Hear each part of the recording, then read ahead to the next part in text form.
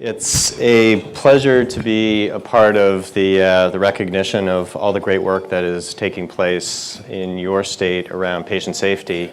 And it's also a pleasure to be outside of Boston and to see something other than 6 feet of snow lining the roads. So even though it's raining, it's a beautiful thing.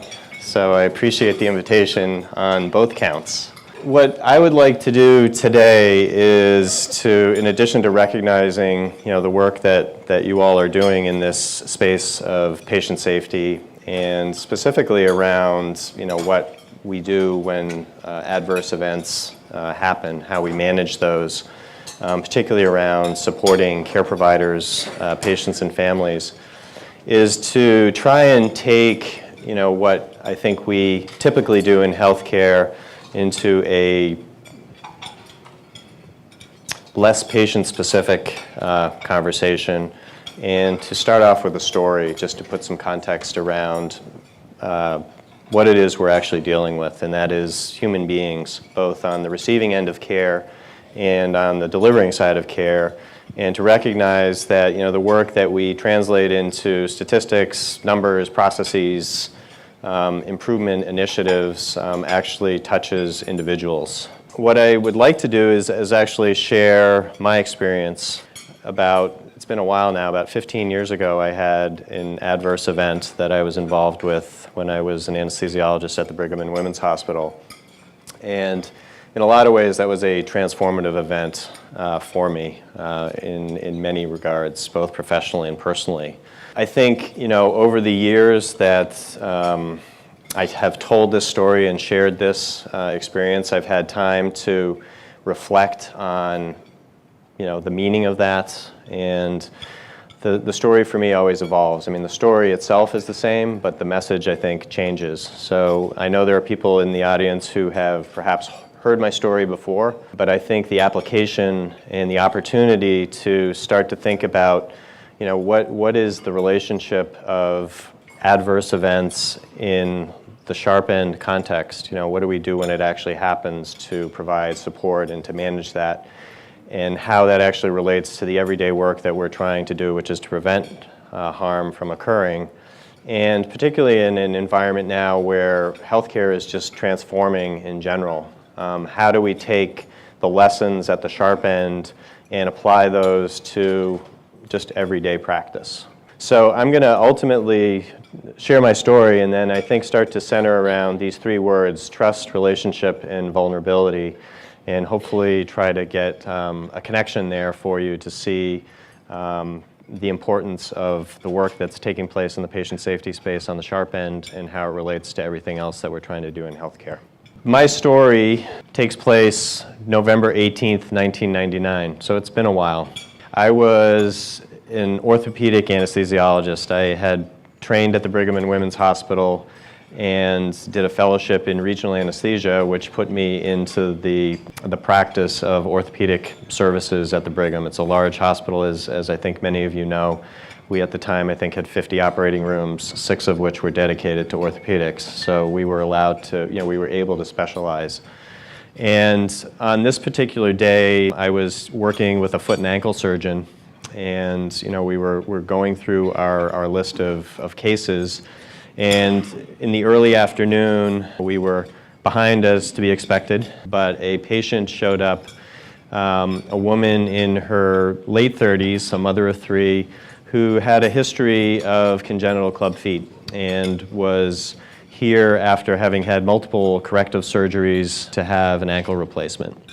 And she was a patient who clearly was a frequent flyer. She knew what she wanted and what worked and what didn't work. It was one of those patients who had sort of very specific requests around the care that she would receive, both surgically as well as from an anesthesia standpoint. I reviewed her chart, and having done a lot of these procedures, had a conversation with her about some of the concerns that she had, but pushed pretty strongly for her to consider having what we call a popliteal fossa block, which is a block behind the knee, to provide really good postoperative pain control by essentially freezing the nerves down to the foot and ankle. And she was very reluctant to have that done. She'd had very less than satisfactory experiences with spinal anesthesia and just really didn't want to go there. With my clinical expertise and my position, I ultimately got her to agree to having this procedure. And we agreed that she would have a general anesthetic for the procedure itself, but that we would do this block. And so we did the block in the preoperative holding area, the way we always did them. She was face down on the stretcher. She had a little bit of sedation. We used the latest approach with nerve stimulators. They weren't using ultrasound at the time, but we were using a guided approach. And we placed the block. There was really no issue in finding the nerve, that we wanted to numb up. Put the medication in. At the time, we were using a long-acting local anesthetic, bupivacaine. And incrementally injected about 30 cc's of this local anesthetic. And we were talking to her, injecting very slowly, drawing back to make sure that the medication was going where it was supposed to. And we finished the block, and we're just getting ready to take her back to the operating room when all of a sudden she just got very confused, disoriented, and progressed to a grand mal seizure. I knew immediately that she had at least gotten a portion of her anesthetic, this local anesthetic, into her circulation, and that bupivacaine was a very bad player when it got into the circulation. And so I immediately called for help, and we positioned her to basically treat the seizure. Unfortunately, her seizure progressed to complete cardiac arrest. And so all of a sudden I had a young, healthy patient in cardiac arrest, where we now were in a situation of trying to save her life. Fortunately, had a lot of people around. We started doing advanced cardiac life supports, chest compressions. She was intubated, shocked, got all the medications. And after about 10 minutes of doing this, we had absolutely no response. She was still just in this, basically had no rhythm. And so we realized that we were very close to losing this patient, and that what we were doing was not going to work. All I can say as far as the progression here was that there was an element of synchronicity, that things just happened to be in place that needed to be in place. And that was that there was a cardiac operating room across the hall that just happened to be open. There was, the instruments were out. There was a scrub nurse that was basically at the table. There was a perfusionist. There was a primed bypass machine. There was even a cardiac surgery team waiting in the hallway. They were waiting for a patient to come down from the intensive care unit. So we raced across, took the patient into the cardiac operating room, and within about 30 minutes of this event starting, the patient was on the operating room table, her chest cracked open, and she was connected to a cardiac bypass machine. It took about a minute and a half for her to be being on this bypass machine before her rhythm actually came back. And over the course of about an hour and a half, we were able to successfully wean her off of the medications and the bypass machine such that she could support her own circulation. We didn't know about her neurologic status, but from a cardiovascular standpoint, we had saved her. We proceeded to close her chest, and now she was no longer an orthopedic patient. She was now a cardiac surgery patient going up to the cardiac intensive care unit. That's the event, and I think the mindset that I was in when this event happened, and that we were all in the team that was taking care of her, was we were in crisis mode. We had a patient who was in serious trouble. We had outstanding teamwork that was able to save the patient with a lot of good luck around the side. We worked basically just focused on taking care of the crisis in front of us.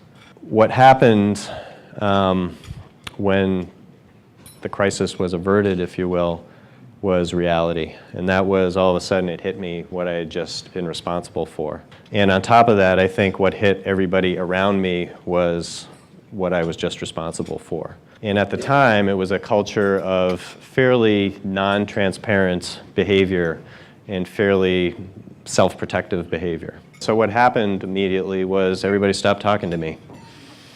and started distancing themselves from me. Risk management had heard about what was going on and basically informed me that they were going to take care of the communication with the patient and family going forward, and that I was not going to be part of that. I started to internalize, what was going on, and I think, there was a part of me that had trained in this environment and kind of knew that this was going to happen, but there was the other part of me that just looked at what was going on, saying, how can this be? How can I let this happen? And the interesting thing about this whole scenario at the beginning was that, nobody knew the patient as a person, except for the orthopedic surgeon who had taken care of her several times before. And even though he wasn't involved in the resuscitation as well, I remember him vividly standing against the wall in the room, just looking at what was going on in shock. All of a sudden, that's what started to hit me. I, at that point, decided that, I may not be able to talk to the patient, but I certainly had to talk to the husband and at least share what was going on, take some responsibility in that regard. And I managed to convince the orthopedic surgeon to go with me to talk to the husband, who for the first time in probably 20 surgeries had actually left the hospital on his wife's wish that, this is just another surgery. Go home, I'll call you when I'm in recovery, and so forth. And as we started to walk up to the family liaison area, what I didn't know was that the surgeon had actually called the husband and had said something to the effect of, we had a complication with the anesthesia, we had to crack your wife's chest open, you need to come in. That was essentially the gist of the message, at which point I think the husband dropped the phone and raced into the hospital. So I walked upstairs with this mindset, being naive to that, thinking that I was going to be able to sit down with this husband, explain what had happened, that there would probably be an emotional reaction. I anticipated that, but that somehow we were going to be able to have an exchange, at least initiate a process of communication. What happened instead was I got up to the family liaison area and found the husband having been escorted into a conference room by himself with the door shut, pacing back and forth, having been told somebody will come to talk to you, just clearly crazed, out of his mind, not knowing what had happened. And when we opened the door, he just came at me. He came at me physically, he came at me emotionally. The stereotype of the orthopedic surgeon being the athlete, I think was what saved me, because the orthopedic stepped in and basically blocked the husband from me. That's when all of a sudden it really hit me, full blown, what I had just done. And so it was very clear to me that I had not committed an error, that I had not deviated from care, but I was clearly responsible for an adverse event, a significant complication. And here was the impact of what that looked like from a family standpoint. And here's what it felt like as a care provider to be on the receiving end of that. And I think what I realized was I had absolutely no training whatsoever to even think about how to respond to this or how it might actually affect me. And as I tried to explain, through this crazed environment to the husband what was going on, it was very clear to me that I was just making things worse. That every time I tried to explain something, it just raised the level of emotion even higher. So I got to the point where I just realized I had to leave. I couldn't be there anymore. The juxtaposition now being sort of in full shock, if you will, of what had happened, and going back down to the operating room where it was midday, there was still half a caseload of patients to go through the operating room. The OR was cleaned up, there was another patient in the room. That team probably was taking care of another patient, that cardiac team. And it was business as usual. And here I was walking down into an environment that essentially had erased what had happened and was ignoring me. And so, I didn't know what to do with myself, and ultimately, my chairman came up to me and did what I think is very common in healthcare. We started to talk about the save. He reassured me that I hadn't done anything wrong, and we started to talk about the heroics that we as a clinical team had just accomplished, having saved this patient. In most hospitals, in most other scenarios, this patient would have died. But we saved them. So it was almost, let's pat ourselves on the back for job well done. For me, this was just in one ear and out the other. And I think to cap it off, he finally said, Even the best physicians get sued. You'll get through this. And then he sent me home. So I had the rest of the afternoon off. I went home to my wife at the time and, again, realized that I had no way to communicate what had just happened to, my family. What do you say? I had a bad day, I almost killed somebody. There's no contact. There was no way to empathize and get anything from my family on that side either. This isolation just continued. And I was in the operating room the next day, assigned to orthopedic cases as though nothing had happened. And fortunately, being in a teaching hospital surrounded by very good colleagues and residents, I somehow got through the day. But when I look back and ask myself, was I there? Was I functional? Was I competent? I think the answer is a resounding no. As everything was kind of going back to normal and people were just not addressing what had happened, there was a part of me that still felt that even though the hospital was taking care of business, as it were, that I had to reach out and see the patient. And I had heard that she had recovered consciousness and that she seemed to be neurologically intact and was doing okay, recovering from her cardiac procedure. There was a part of me that needed to see her and at least show myself. And I tried multiple times to have that organized and arranged for me to go, and there was just nothing happening. So I got to the point where I just went up to the intensive care unit and just said, I need to see her. And I walked through the door, and almost immediately, one of the intensivists up there pulled me aside, basically intercepted me and said, she's doing fine. This is probably not a great time for you to see her because she's got a lot of trauma to her chest from the resuscitation. We don't want to add psychological trauma on top. The message being, you get to see her, we get to deal with the aftermath. And he suggested that he would just kind of keep me in the loop and, just give me updates periodically. And he finished off by saying, but her husband's here, maybe you want to talk to him. And, there was a part of me that, just cringed at the thought.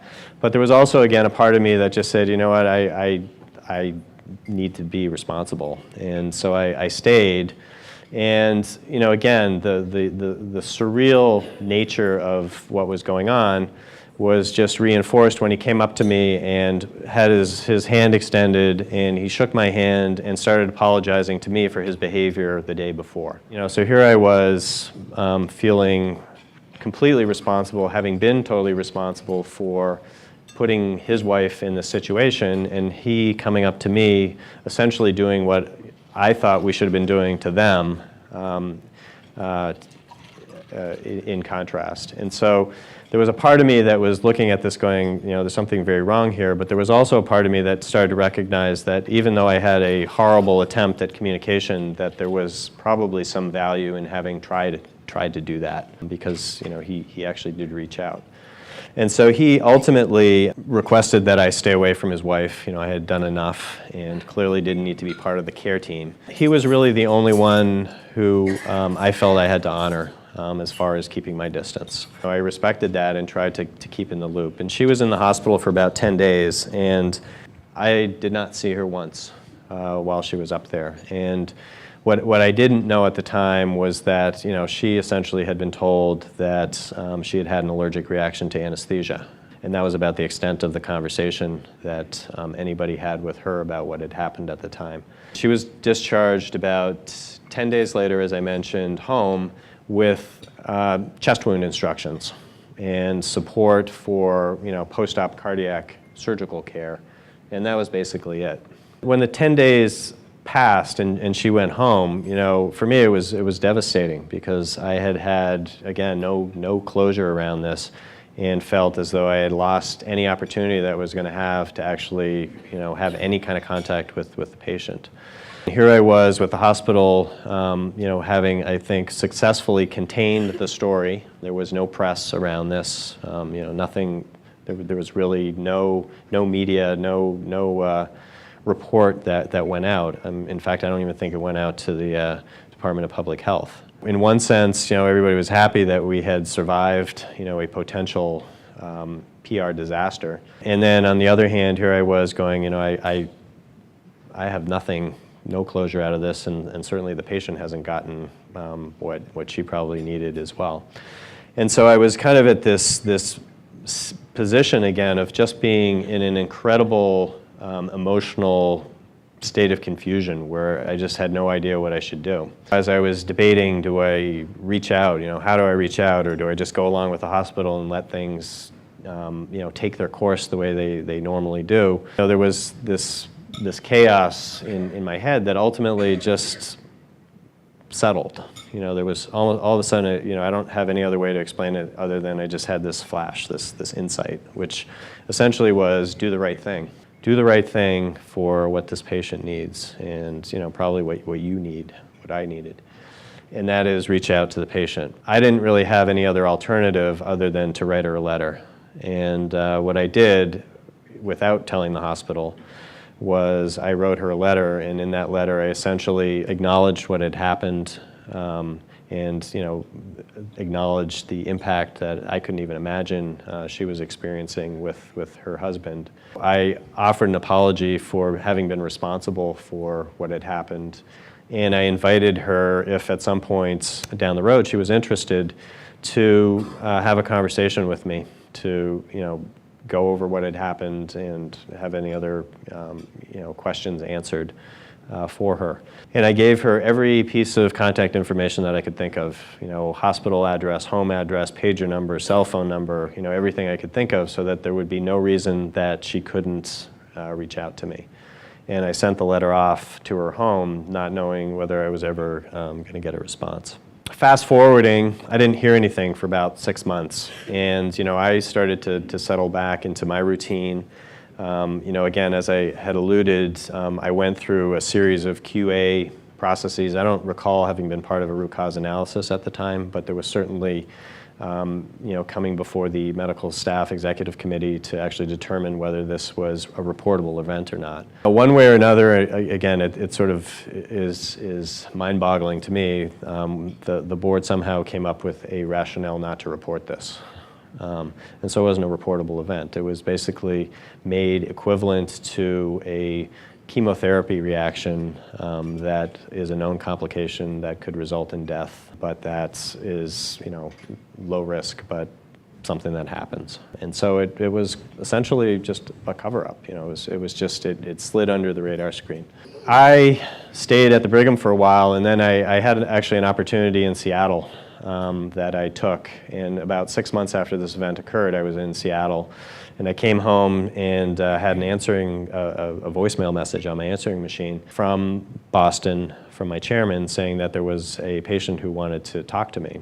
And again, I'd kind of in the meantime gotten back into my routine, and I was almost at the point where I could have said, I'm safe, I'm out.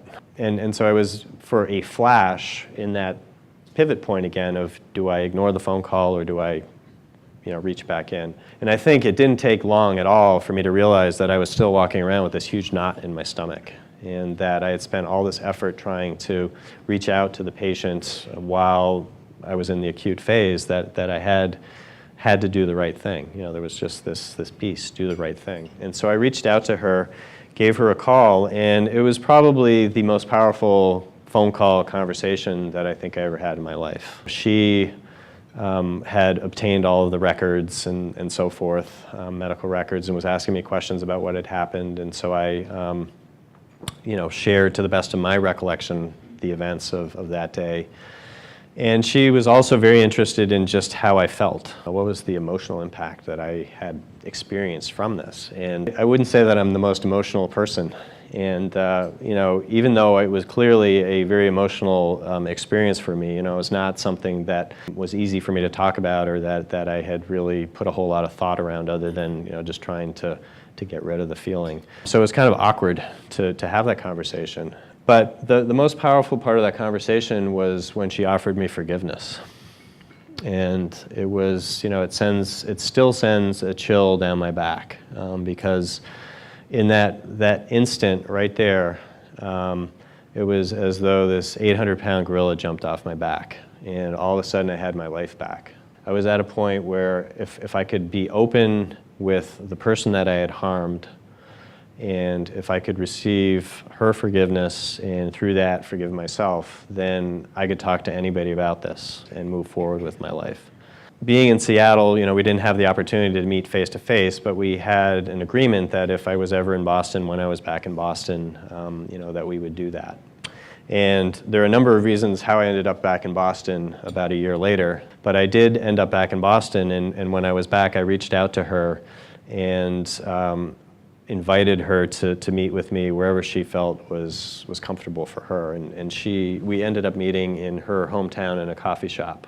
And again, we had the last time we had seen each other, she was dying, and I don't know that she even remembered what I looked like. The story essentially went from personal healing to her sharing with me her efforts in that year of reaching out to the hospital and trying to find out what truly happened from the hospital, and her reaching out to the hospital not as an angry patient, but as a patient saying, I didn't get any support, and this is not right, and I would like to help you develop a way to offer support for other patients who experience similar harm. She showed me a letter that she got in response from the administration, which was, just a legally crafted document that essentially tried to diminish what she was offering and to put them in a protective stance. And it was to the point of something, thank you for your interest in,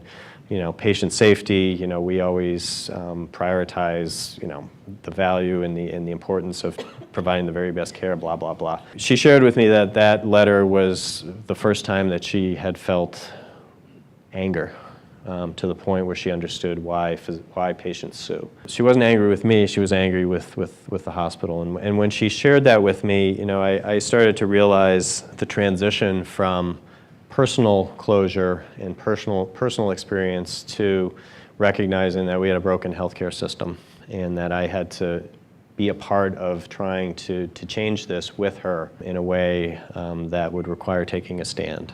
So that really marked a transition from, trying to deal with the personal harm and the healing to moving forward and saying, how do we actually create awareness? How do we actually start to transform the way we take care of each other when bad things happen? And I think that there really was nothing in place to provide any kind of support on reflection around what actually happened, let alone any kind of support for the emotional harm that or impact that might have caused, neither for the care providers or for patients and families. And on her side, what I started to hear again was the complete absence of any kind of recognition, acknowledgement, and need for any kind of support response. This is just a reminder, I think, which everybody knows about what patients expect. If you survey patients who have been harmed or patients who haven't been harmed, but think about what they would want to know, it's about having transparent communication, having some sort of acknowledgement or an apology for what happened. It's about knowing that the organization is going to do something to make sure it doesn't happen again. And then it's outreach. It's trying to find support. And it's not necessarily financial support. It's just support for where the losses or where the gaps that are created from the harm need to be filled. One of the questions I started to ask myself, well, isn't this what we want as care providers or as healthcare workers ourselves? Why are we any different from patients? And why aren't we doing this? Am I an outlier? Is what happened with us just something that is 15 years old and we've taken care of? This is a study that was done in 2011 that I think just affirms that harm is alive and well and that impact is alive and well and that we still need to do something about this. 84% of respondents, acknowledged having been, this is about 650 people surveyed, having been in an adverse event. 67% believe that at least for a period of time that their ability to care for patients was compromised. So I think there's a patient safety issue in addition to just the emotional impact that has to be done. It's something that needs to be focused on and that we're making efforts around and progress around, but we still have a long way to go. The foundation that the patient created, Linda Kenny, was MITS, Medically Induced Trauma Support Services, and I helped her develop this and bring it to life. And so this is really an attempt, I think, outside of the hospital setting, recognizing the resistance that was inside the healthcare system to say we need to start creating some awareness on the outside to impact the inside. And important for us, I think, was that this was not an act of anger. This was not an anger response to create change. This was, I think, a little bit different in that both of us came together and started viewing this from a compassionate side. That we need to actually not put people on the defensive. We need to address the fear that exists in healthcare around transparency, disclosure, and build on that to create the environment that enables all of this. I, as Bethany mentioned, started to work within the Brigham and Women's Hospital on creating a peer support program for primarily perioperative care providers at the time.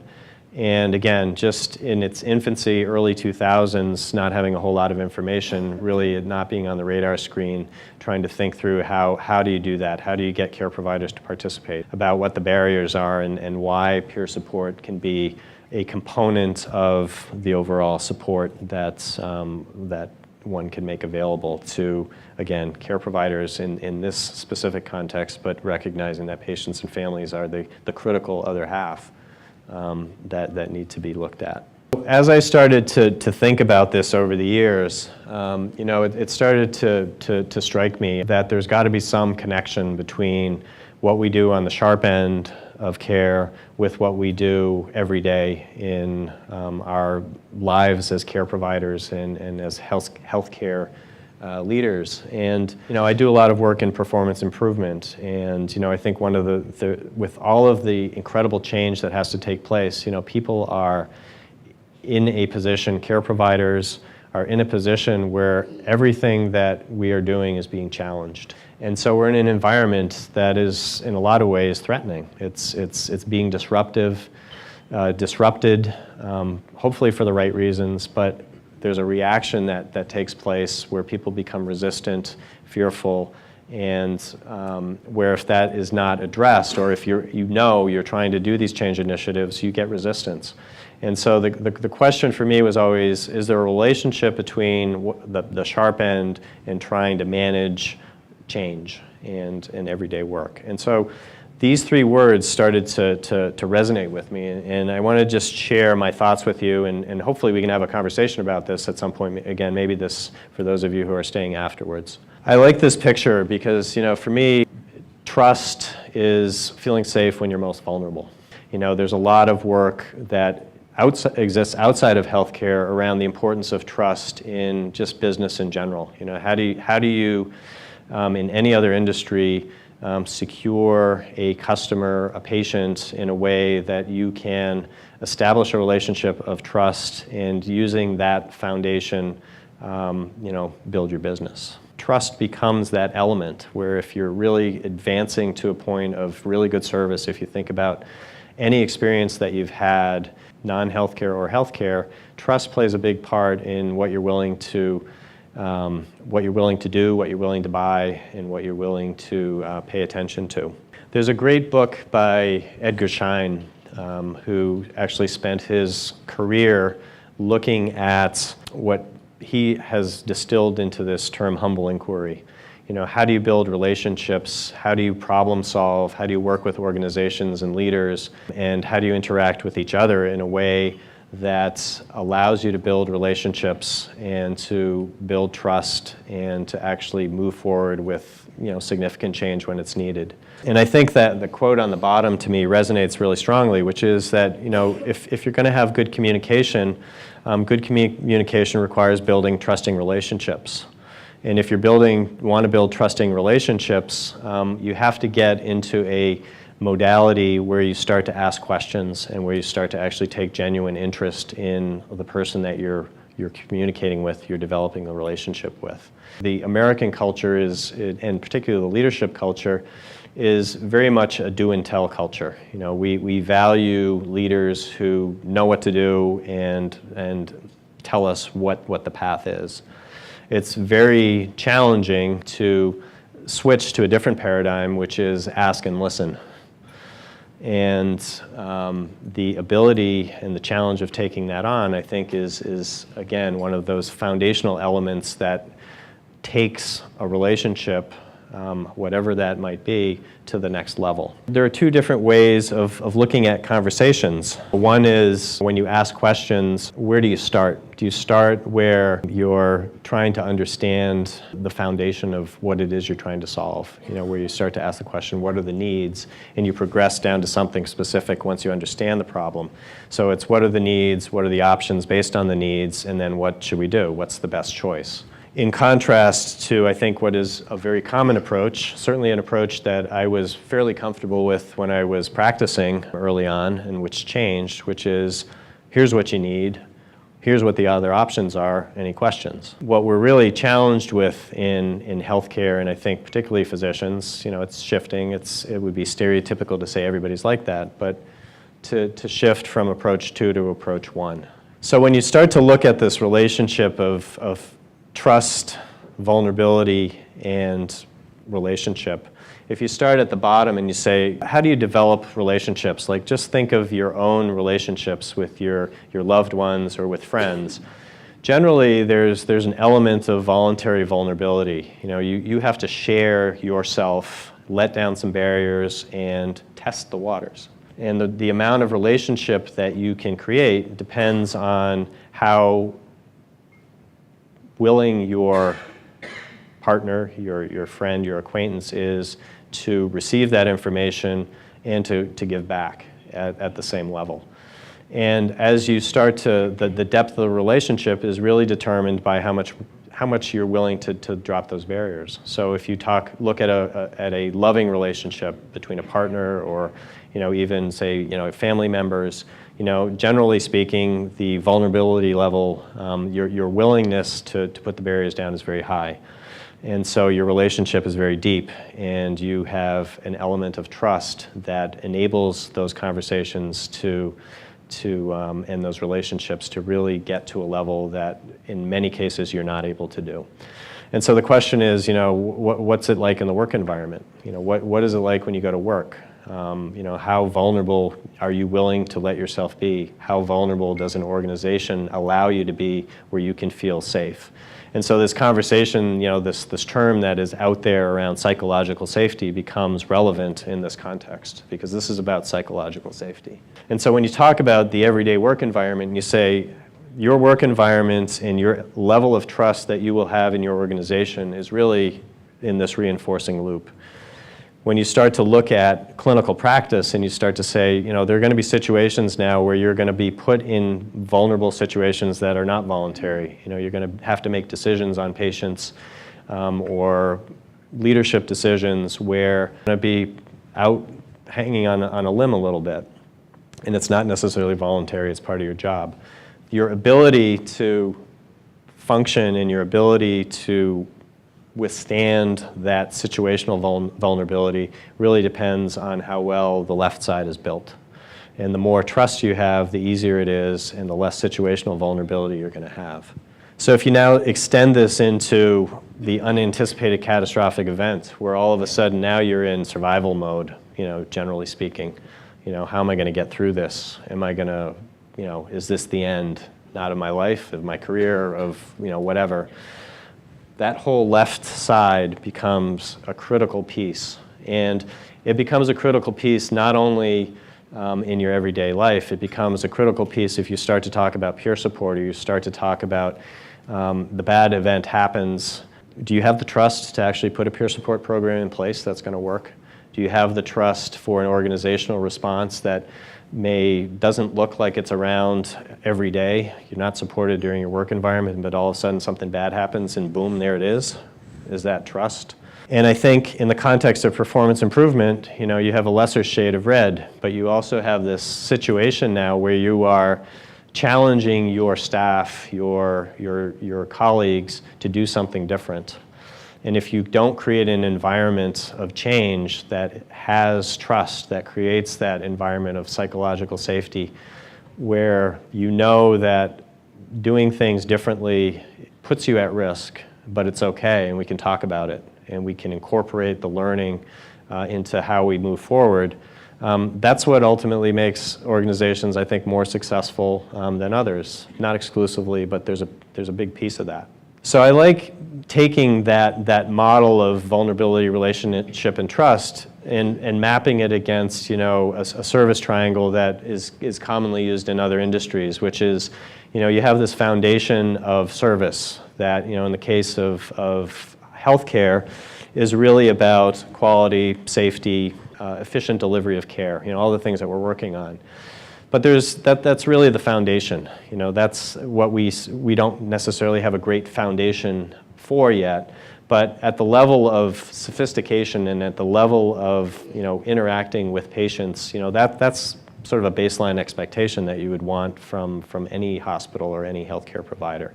And it becomes very professionally based. It's very task oriented. We do these things. These are what we test. This is what we measure. These are you can put that in place, and it's a critical piece. But if you're going to start working up the ladder and you particularly want to get to the point of being patient-centered, we love that term, patient-centered, but I suspect that we still don't really know what that actually means. To get to that level is where you get to a point of being an advocate. And being an advocate for somebody is actually listening to them, understanding what their needs are, what their desires are, and then actually responding to those needs in a way that is not do and tell, it's more ask and listen. And that whole piece is related to trust. You don't get a patient to trust you the way you need to get to an advocacy level any more than for any other service that you would get that's non-healthcare related. And so when you start to move forward and you start to say, well, so that communication piece becomes an essential component. And if you're going to become an advocate for the sharp end of care, for your care providers and for patients, there has to be that level of trust in place for you to effectively intervene and provide the support that's necessary. And I think what's really important to point out as well is that if you're going to actually make things better at the lower end of this pyramid, if you're going to actually improve service, if you're actually going to make sure this doesn't happen again, you need to get as much information as possible from the event, not only at the emotional level, but from what happened, and have the transparency to actually be willing to explore what actually went wrong and what can be corrected. And if you don't have trust, it becomes a very fragile thing. You lose the trust of patients, and you're going down the path of lawsuits and dissatisfaction. You lose the trust of your care providers, and they're not going to share information. They're going to be in survival mode, trying to get by, doing the workarounds that we care providers are masterful at. And so the whole communication loop breaks down, and so you get what you get. You get partial response. At the end of the day, I think for me the real question is, have we lost sight of what really matters in healthcare? And as we get more sophisticated in our scientific approach to care and to our scientific approach to management, are we losing sight of the qualitative side, which is people, which is the human beings that we're actually here to work with and the patients that we're here to take care of. And so in the earlier times, when there wasn't a whole lot of science, it was the qualitative that mattered. It was the healing touch. It was the compassionate approach that, fostered healing. Here we are today in a very technically oriented environment. Everybody has their roles. I'm anesthesia. I'm not Rick in the OR. The patient may be a hip or a gallbladder. And so I think part of our reminder and part of our challenge is to remember that there's a story behind everyone who's harmed, and there's also a story behind everybody who is healed. And there's a story behind everyone who heals and who supports the healing. This, to me, I think is what resonates and what keeps me going. And I think, the opportunity that everybody has here is that, in the face of huge transformation that's going on in healthcare and in the face of a lot of adversity and personal risk, if you can build relationships on trust, you can do incredible things and really move things forward. So thank you very much.